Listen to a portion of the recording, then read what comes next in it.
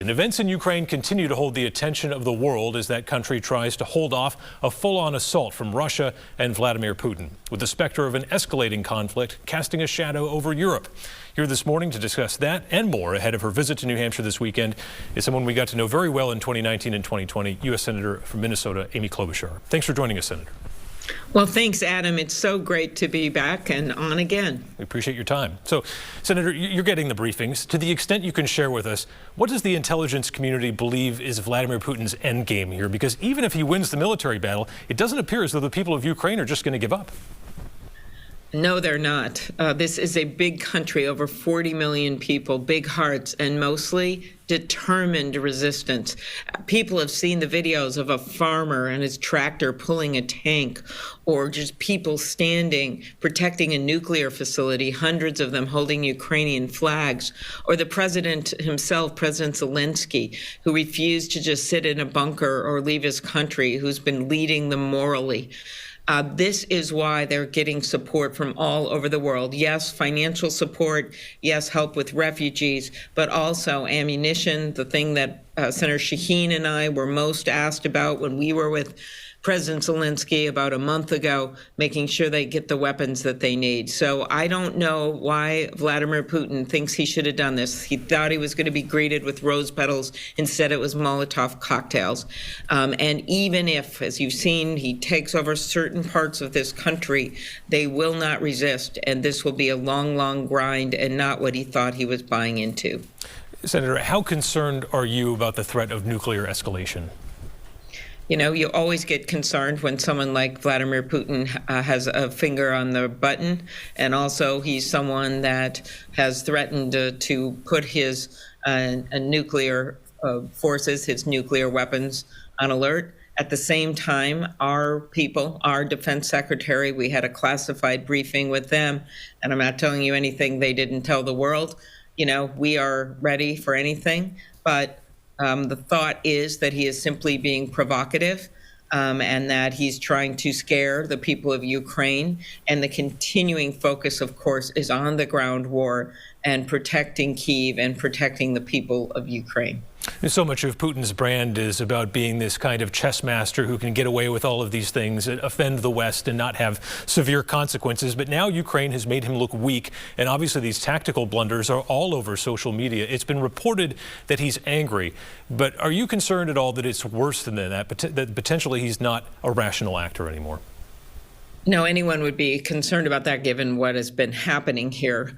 But for all of us, what we need to do is to continue to lead and to convince the American people that united, our country is so much stronger. I think he was betting that Democrats and Republicans would be in disarray over here and not leading. He was wrong. And Senator Shaheen and Senator Portman and I and a few other senators showed that when we went to Ukraine together. I think he thought the world was going to be divided.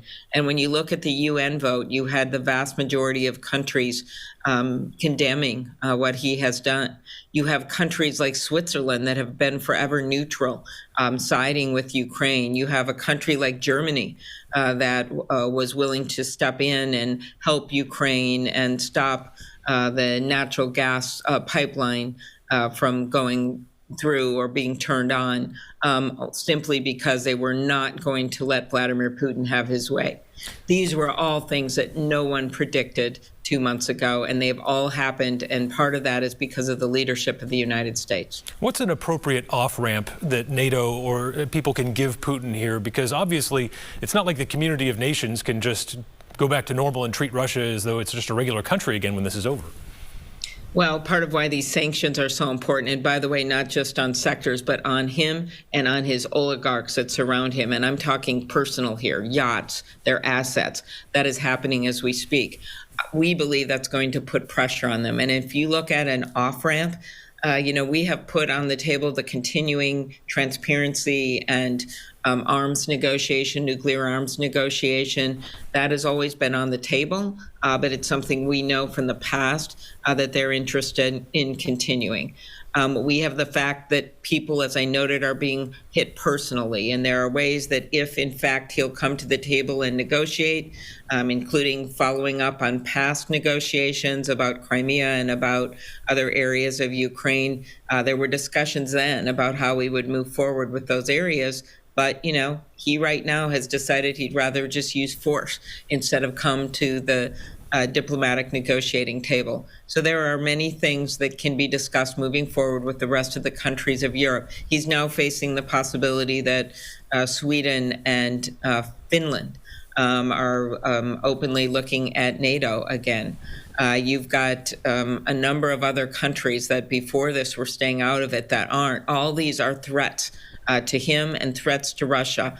And when you look at the ruble and what's happened to the ruble and what's happened with the financial situation in this country, at some point it's going to be too much to bear. So that's why I think there will be a moment where there is some negotiations, but certainly we are not there yet.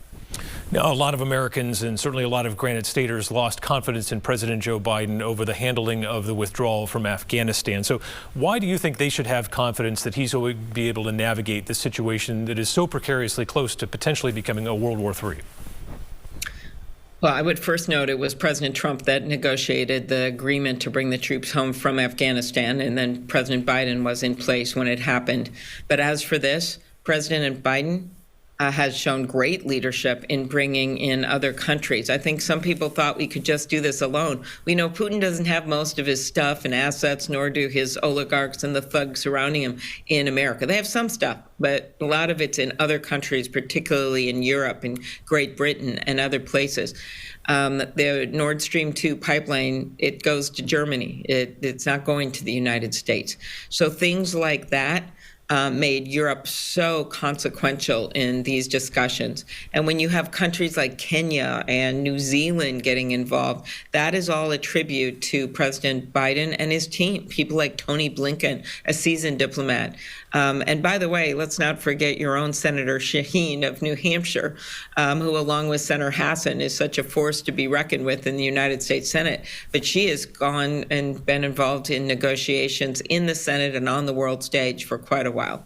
There are consequences, of course, on the home front. We see fuel prices climbing rapidly. If they continue at this rate, they're going to be over an average of $4 a gallon across the country. Should Americans try to wean themselves completely off Russian oil? Is that possible to make that happen, to make it any kind of consequence for Putin here? Let's start, first of all, with gas prices, a concern even before this happened, as well as inflation. And my answer there is, first of all, strategic petroleum reserves. You've already seen the president release some. He can release some more. Inflation as a whole, we know the pandemic put us all through hell in terms of the supply chain, taking on shipping cost, a bill that I'm leading, making sure we have enough workers. Both Minnesota and New Hampshire have issues with this. We don't have enough workers. Then when it comes to Russian oil, I think it's about 1% of our total oil supplies. It's about 7% of what we import. Refined gas, it's higher.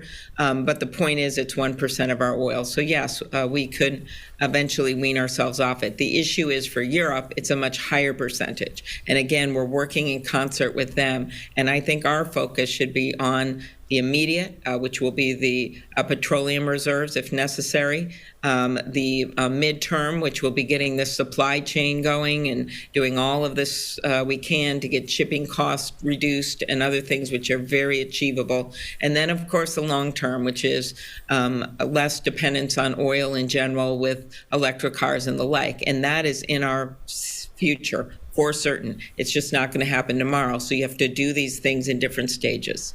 You just met with the president's Supreme Court nominee, Ketanji Brown Jackson.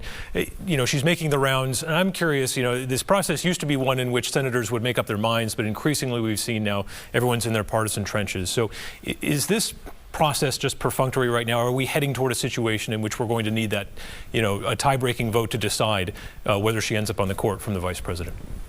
I truly don't think we're going to end up there. Why? Because she has gotten bipartisan support for every post she's ever held on the Sentencing Commission and then on district court and on the circuit court.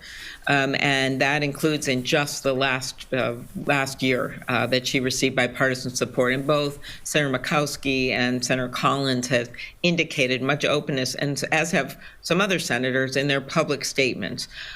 She is someone that has a lot of experience. She actually has more experience as a judge than 4 of the people that currently serve on the Supreme Court. She will be in the top 2 of trial experience on the court. And I think those are real virtues. You look at her law enforcement family. Her brother not only served in our military, but also was a police officer. Her uncle was the police chief of Miami, and she served as a public defender. So you have this interesting mix of someone who can see all sides of the justice system, and I think that's really helpful to have in a judge.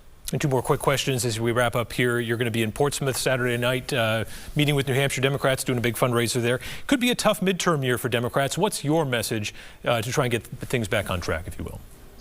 I look at someone like Maggie Hassan, that's my message. She's someone that stands up for the people of New Hampshire. She's focused on prescription drug prices, bringing them down, particularly insulin, so many other things. She stands up for veterans. She is someone that has worked her entire time in the Senate on government accountability and small businesses.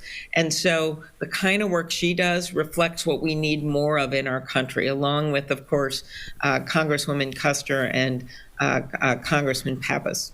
And you were one of the candidates in the last primary cycle that kind of proved the point about New Hampshire, that someone can come here with not all the money in the world and not all of the backing from Washington and have a good message, show that grit, and turn out with a really strong finish. But obviously Democrats have a choice ahead. Do you think New Hampshire should continue to be the first in the nation primary? Yes, I think it's really important that New Hampshire be one of the states that up front. New Hampshire seems to have a knack for running their elections well. And I think we've seen with the advent of Nevada, which I know is changing to a primary as well, and South Carolina and some of the other states, more and more interest in making sure we represent all parts of the country. But New Hampshire has shown that New Hampshire knows how to run a primary. All right, Senator Amy Klobuchar, thanks for joining us on Close Up. Very good. Thank you. All right.